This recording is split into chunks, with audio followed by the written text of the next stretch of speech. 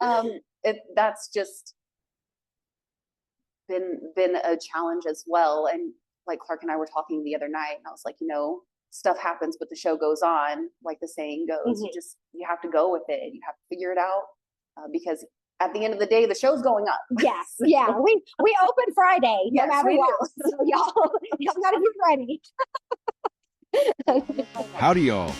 Welcome back to another season of Butterfield Backstage Banter. Join our host Jessica DeMent and her guests as we talk all about our 25-26 Totally Texas season.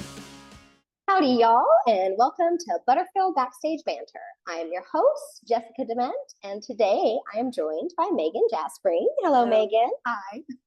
Maegan is going to be appearing in our first show of our 25-26 Totally Texas season, and that is going to be Terms of Endearment, which is what we're going to be talking about today. Yep. So very excited. Maegan, before we hop into talking about the show, why don't you tell me a little bit about your theater background, your history with Butterfield, what brought you to the stage, all of it. Oh, goodness. Well, it's been quite a journey. Theater is always something that I've been kind of interested in. I started getting into it in middle school. I actually took classes here at Butterfield when I was in middle school with Pat Adams, and did a little bit of production work in high school.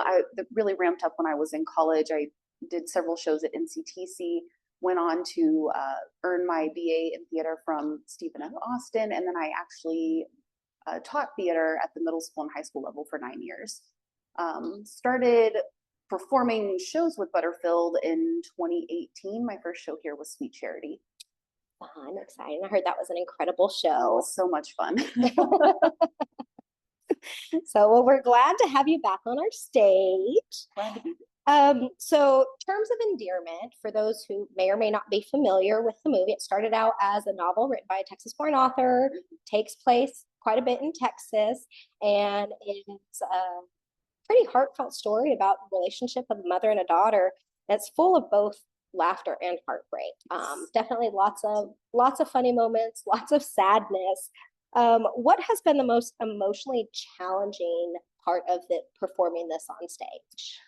For me, it's been that my final scene where I'm in the hospital bed. I have this big monologue where I'm writing a letter to my children, and then I die. Yes. Spoiler alert. But it's been a process, really tapping into that and figuring out timing because the monologue is long, and just finding all of those places and really trying to make that seem genuine and. Yeah, getting fumbled with my work. Yes, that is okay. That's a lot. It is a lot. I imagine so. That's such a heavy scene emotionally, just to be able to try to convey that emotion without getting too lost in it. Yes. So I can understand how that would be challenging. Yes. Well, that, and you also don't want to go too hard at the beginning in the rehearsal process and use up all of that energy and then just kind of numb yourself to it. Yeah. Because then you get in the performance and it doesn't happen the way you need it to. It doesn't have that fresh, raw emotion that you need. So audiences have, this kind of goes with the previous one, but audiences will talk about how this makes them laugh one minute and cry the next minute. So there's a lot of kind of, back and forth of the emotion that's going on in this play. How do you navigate with those quick emotional changes on stage?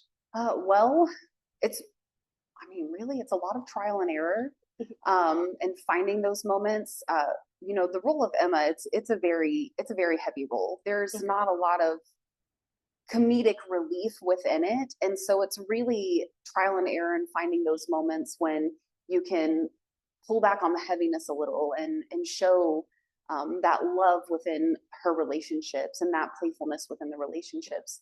That's it. Yeah. It's a lot of that didn't work. Let me try something else. Yeah, fair. That's a lot of what acting is, especially on the stage, of just kind of feeling, how does this work? Especially as you transition from the beginning of, no set, book in your hand to, actually having the set and the props and no script in your hand. So what moment of the show hits you the hardest personally? There's a scene that Emma has with Flap. The first time she confronts him because she suspects that he's having an affair. And that hits me personally for reasons. You know, we've all had our fair share of not great relationships, but it also still really hits me every time I perform that scene, just because my scene partner, Travis, every time I get to the end of that little monologue I have in there, he looks so sad. And I feel so bad. I'm like, oh, Like, I'm so sorry. I was just saying the lines I was given. Well, it must mean that you are delivering those lines quite well if you're making him. Either that or he's Have just such an really great at what he does. Or so. yeah, maybe Both. a little. Yes. If you could describe the emotional journey of Terms of Endearment in one word, what would that be? Well, it's gonna sound terrible, but exhausting. Exhausting, you know, because I it can is understand that. back and forth, and there is a lot of heaviness, and you know, trying to keep pace without starting low, because then you don't have anywhere to go. But I mean, it's definitely a roller coaster, and you're as an actor worn out by the end of that, especially for myself as Emma, and then for Cindy as Aurora. There's it's a lot. Yeah, there's a lot of big heavy moments in this show for sure. So, and I know I've never actually seen Terms of Endearment on stage, but I have, of course, seen the movie, and you know, cried, laughed, cried, all the feels.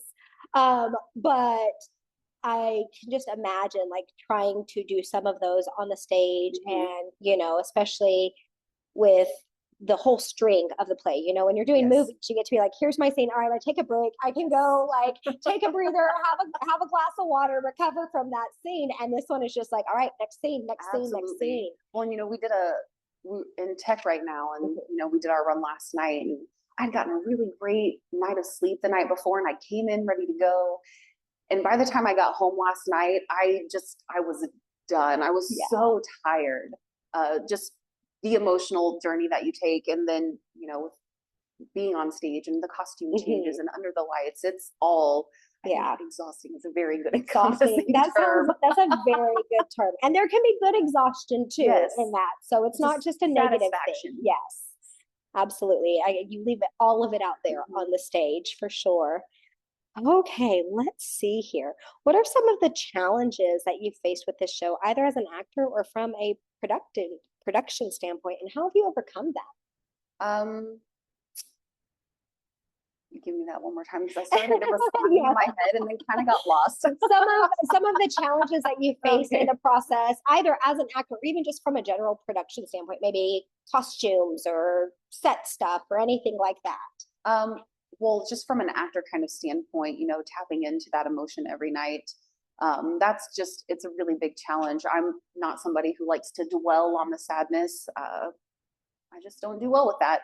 I always try to look on the brighter side of things. So trying to tap into that continuously has been a really big challenge. And to overcome that, you know, it's just a lot of repetition. It's a lot of water. It's a lot of rest. And then just from like the production standpoint, you know, Clark has been very gung-ho on like, I can do everything. And so a lot of us are, you know, bringing in costume pieces. Well, what do you think about this? Or being like, this is what I'm still missing tech-wise. And so just learning how to work around the gaps that we have right now. Well, not right now, because that's just been a challenge as well. And like Clark and I were talking the other night, and I was like, you know, stuff happens, but the show goes on, like the saying goes. You have to go with it. You have to figure it out, because at the end of the day, the show's going up. Yes, yeah. We open Friday, no matter what. So y'all gotta be ready. Absolutely. And what are some of the highlights of the process so far? I think my favorite part has been finally coming together as a full cast. This show in and of itself, it's a lot of almost a vignette kind of style scenes. It's just, you know, two of us at a time on stage. And so we've had a lot of one-on-one rehearsals instead of full cast. So it's been really great finally all coming together and having that camaraderie, which was kind of missing in the beginning just because we weren't all together. So that's really been a highlight within the last week or so, finally getting to be all together all at one time and really seeing all the work that we've done and seeing it pay off. Yeah. That's awesome. And to wrap up, why don't you tell our audience why they definitely don't want to miss this show? You definitely don't want to miss this show because it is an emotional roller coaster that in the end feels very rewarding. It's a very excellent highlight of relationships, mother-daughter relationships, romantic relationships through trauma, through pain. And it's just a really authentic reflection of life. Mm-hmm.